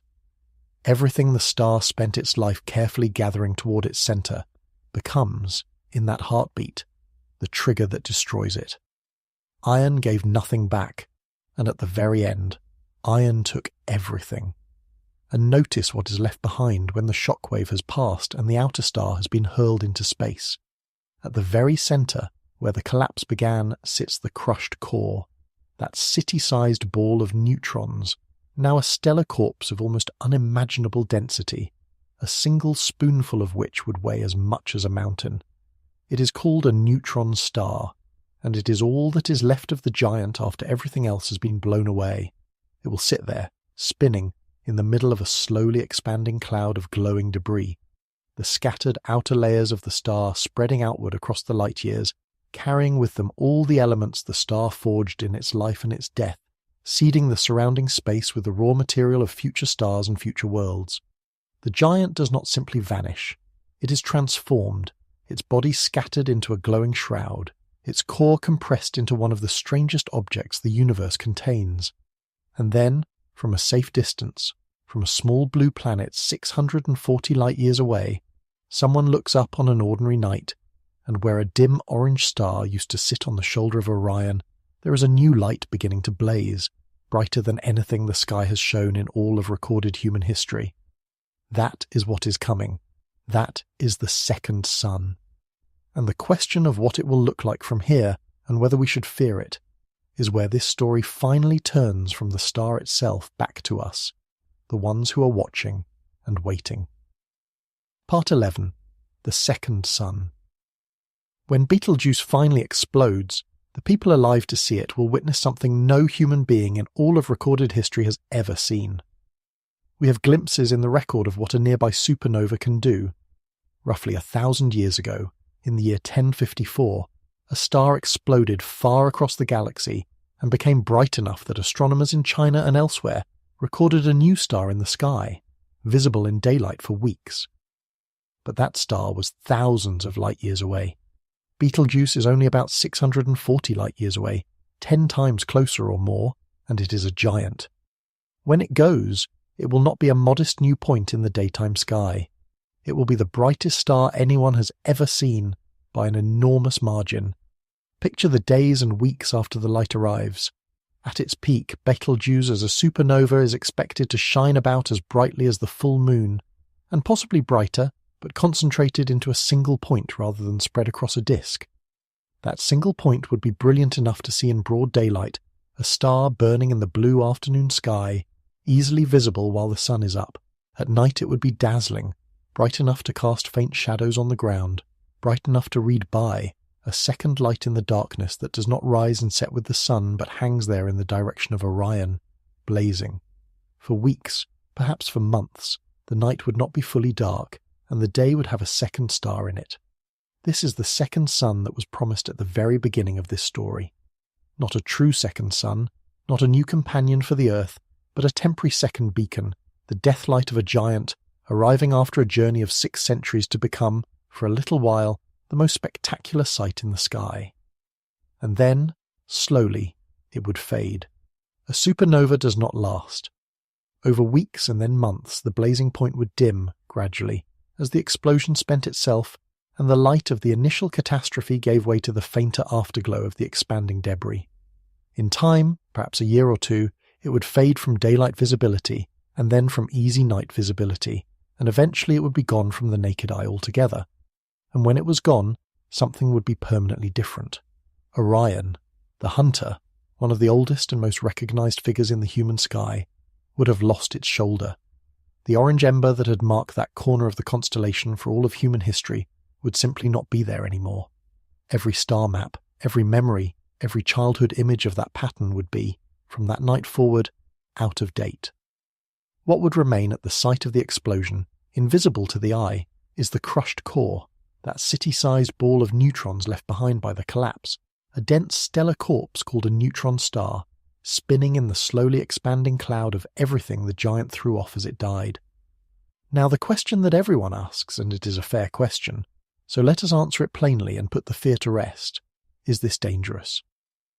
When a star explodes with the force of a supernova, releasing more energy in an instant than the sun will produce in its lifetime, and it happens in our own galactic neighbourhood, should we be afraid for the Earth?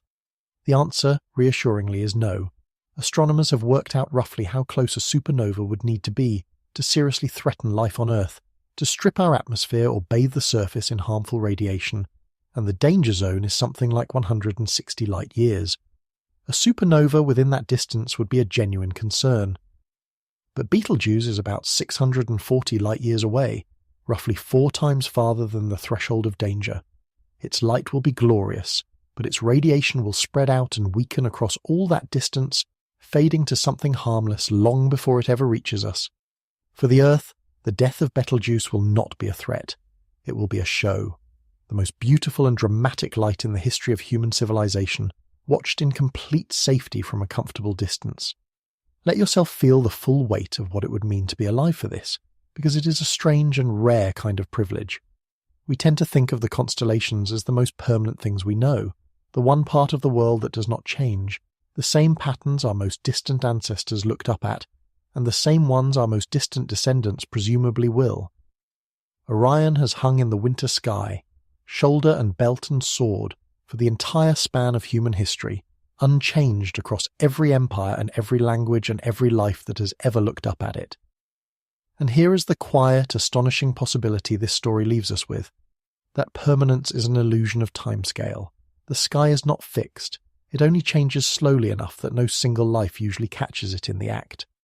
But a supernova is the sky changing fast enough to see, and if Betelgeuse goes in our time, then we, or our children, or someone not many generations away, will be the ones who watch a constellation lose a star. Everyone alive on Earth that night will look up at the same new light, together, and afterward every one of them will live in a sky slightly different from the one they were born under. We have faint, precious records of what a nearby stellar death can do, scattered through history.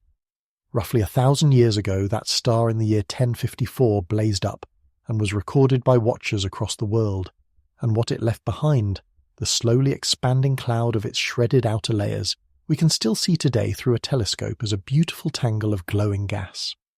A few centuries later, in the 1500s, 2 more new stars appeared and were studied by the great naked-eye astronomers of the age, and those events helped overturn the ancient belief that the heavens were perfect and unchanging.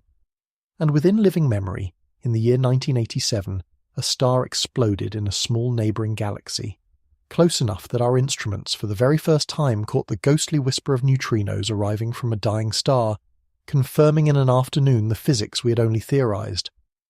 But none of those was Betelgeuse. None was this close, this bright, this ready. If Betelgeuse goes, it will be the closest, most brilliant, most thoroughly witnessed stellar death in the history of our species, studied not by a handful of astronomers with drawings and record books, but by every instrument and every eye on Earth at once. It is worth pausing here, gently, on the stories that tend to gather around an event like this, because they say something about us. Whenever people learn that a nearby star is going to explode, certain fears and certain rumours follow, and you may encounter them. Some will say the explosion will fry the Earth, or end life, or trigger some catastrophe here. It will not, for the simple reason of distance we just walked through. Some will say the star has already exploded and that this is somehow being hidden from the public. But there is nothing to hide, and hiding it would be impossible, because the moment the light arrives, everyone on Earth will see it at once, in the same night, with their own eyes. And some will attach the event to predictions of disaster, of shifting poles or ending worlds. There is no physical thread connecting a distant star's death to the workings of our planet. What the science actually offers in place of these fears is something better and stranger than any of them, and it is the thing we turn to now, at the end. Because the truth about when this will happen, and about what we're really looking at when we look at that star, is more unsettling and more beautiful than any rumour, and the gift would not end when the light faded.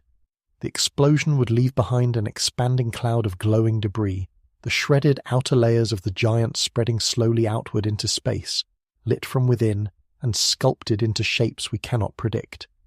Generations of astronomers not yet born would study that cloud, watching it grow year by year, reading in it the chemistry of a star's insides laid open for inspection. The remnant of that 1,000-year-old explosion is still one of the most studied objects in the sky today, a beautiful wreck of glowing filaments. Betelgeuse would give us our own, far closer and far brighter, a nearby laboratory of stellar death that would occupy scientists for centuries. So the death of the giant is not only a light show for a season, it is a door opening onto knowledge we cannot currently reach, a chance to watch, up close, the exact process that forged the atoms in our own bodies. There is loss in it, the loss of a familiar star from a familiar sky. But there is also an extraordinary gift folded into that loss, for anyone lucky enough to be alive when the light arrives. The honest scientific answer to the question everyone wants answered, the question of when, is that we do not know. We know it is coming. We know how it will happen, in detail, down to the collapse of the iron core and the rebound and the shockwave. But the timing lives inside that sealed room at the centre of the star, and the surface tells us almost nothing about how close the end truly is. The best studies place Betelgeuse very near the end of its life, possibly within the final phase that lasts only on the order of 1,000 years, and some have suggested the explosion could come within a human timescale, even within tens of years. But the same studies admit they cannot pin it down, because the core is hidden and the surface barely changes in these last stages. So the range of honest possibilities is enormous. It could happen tonight, while you are listening to these words. It could happen 100,000 years from now, long after everyone alive today, and everyone they will ever know, has been forgotten. We are left holding a certainty and an uncertainty at the same time, the certainty that it will happen, the complete uncertainty of when. And there is one more twist, the strangest of all, waiting in that uncertainty, and it takes us all the way back to the very first thing we said about this star. Part 12. it may already be gone. There is a temptation, when a story reaches this point, to want a number, a date, a countdown you can circle on a calendar. We are used to that. We are used to forecasts and due dates and estimates with error bars. But Betelgeuse refuses to give us one, and the refusal is not a failure of our instruments or our theories. It is built into the situation itself, into the physical facts of the case, and understanding why is its own small lesson in humility. There are two separate walls between us and the answer, and neither of them can be climbed. The first wall is the sealed room at the centre of the star. Everything that decides the timing of the end is happening in the core, in that growing sphere of iron, and the core is buried beneath hundreds of times the width of the sun of overlying material. We cannot see it. We can only see the surface, and the surface, maddeningly, barely changes during the final stages, no matter how close the end truly is. A star can be 1,000 years from collapse or a great deal less, and from the outside it looks very nearly the same. So even setting aside the distance, even if Betelgeuse were right next door, we still could not read the countdown, because the clock is on the inside of a door we cannot open. The second wall is the one we keep returning to, the 640-year delay in the light.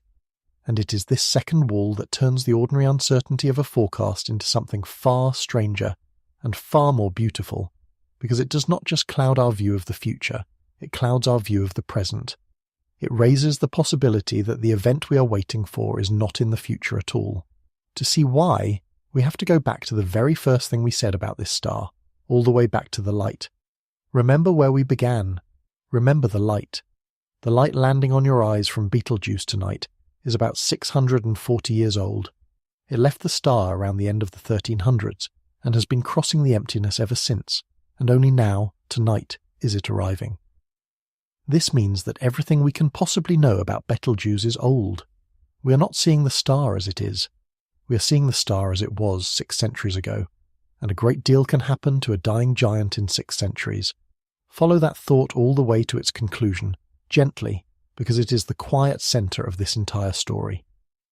If Betelgeuse is truly near the end of its life, if it is in that final phase where the explosion could come at any time, then the explosion could have already happened. Not in the future, in the past.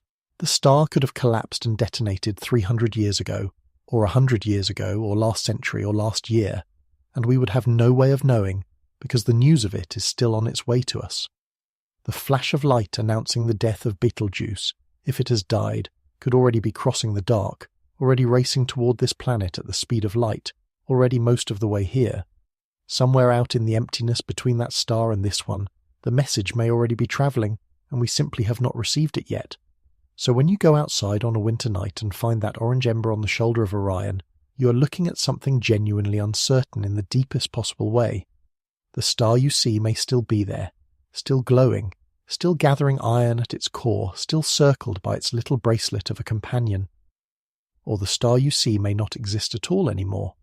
The ember you are looking at may be a kind of afterimage, the last 640 years of a star's light still arriving from a source that has already gone dark. You cannot tell which.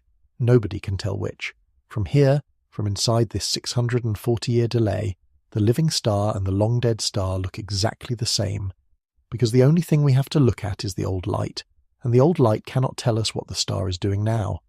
It can only tell us what the star was doing when Chaucer was alive. There is a particular kind of peace in that, if you let it settle rather than unsettle you. We spend so much of our lives wanting certainty, wanting to know how things will turn out, wanting the answer now.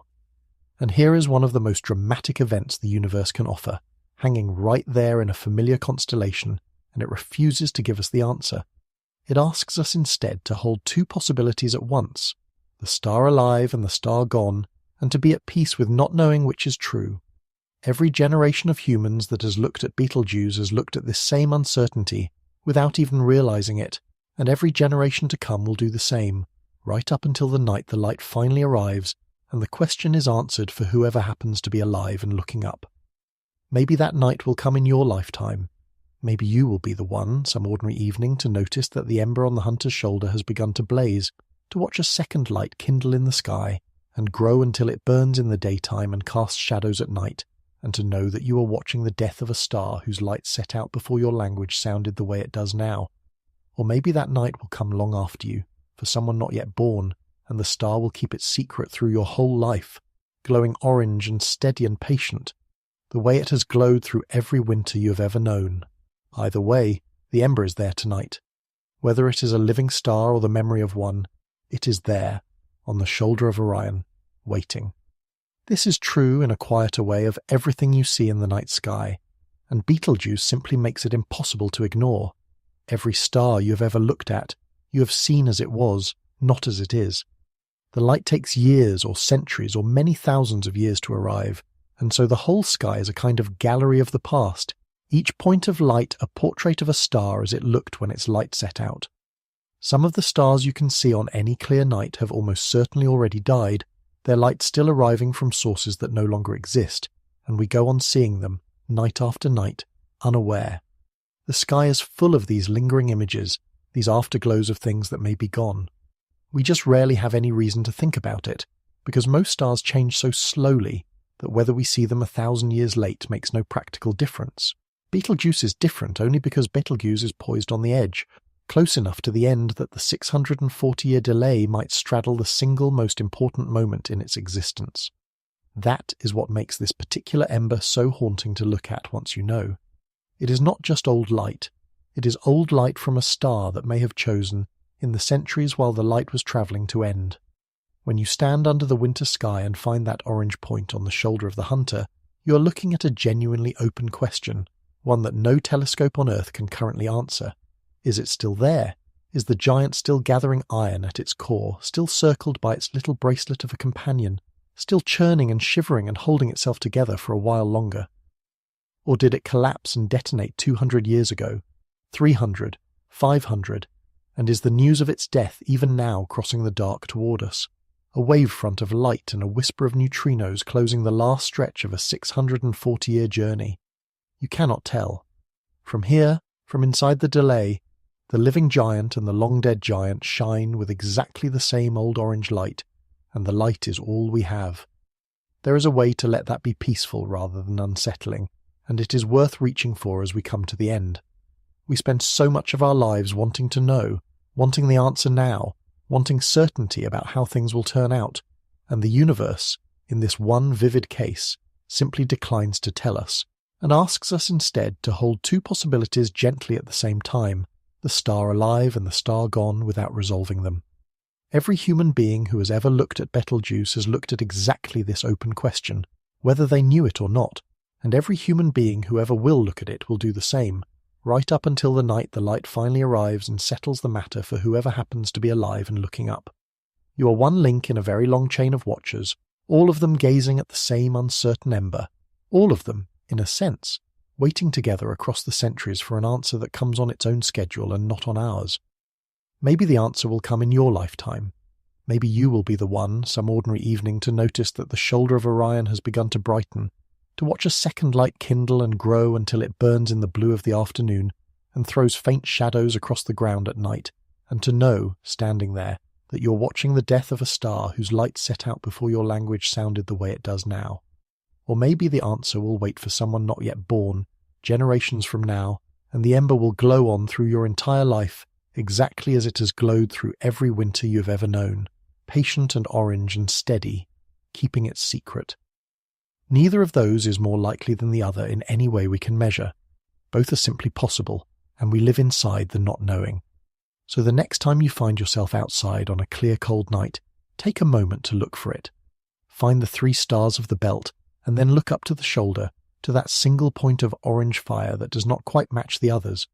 Hold the moment, and hold the strangeness of it, because you may be looking at a star that is still alive, patiently gathering iron toward an ending that has not yet come. Or you may be looking at a star that's already gone, whose last light is still, even now, on its way to you.